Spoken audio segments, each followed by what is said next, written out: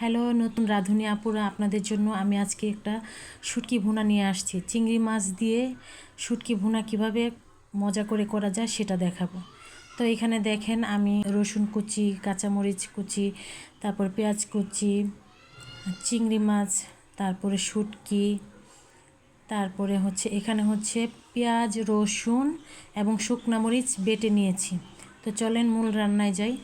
এখানে আমি প্যানে তেল গরম করে ওখানে পেঁয়াজ, রসুন, কাঁচামরিচ দিয়ে দিলাম।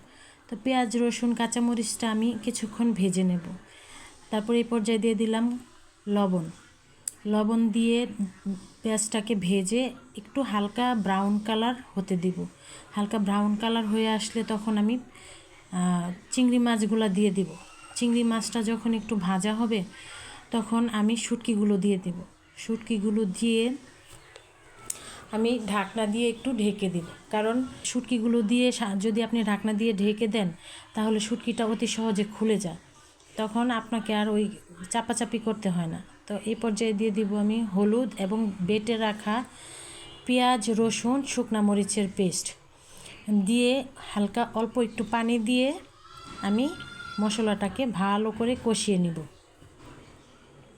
তো খেয়াল করবেন, যখন চিংড়ি মাছ দিয়ে শুটকি রান্না করবেন, চিংড়ি মাছটা অবশ্যই শুটকি দেওয়ার আগে দিবেন। তো এই পর্যায়ে আমি কিছু কাঁচামরিচ দিয়ে দিলাম। কাঁচামরিচ দিয়ে আমি একটু ঢেকে রান্না করব কিছুক্ষণ।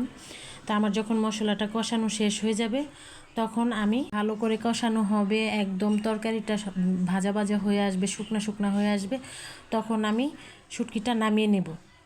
তো এই তো আমার শুটকি ভুনা প্রায় রেডি, এখন খাবার পালা। তো বন্ধুরা দেখেন আমার রান্নার কালারটা কত সুন্দর হয়েছে। আমার রান্নার প্রসেসটা আপনাদের পছন্দ হয় তাহলে আপনারা এভাবে রান্না করার চেষ্টা করবেন।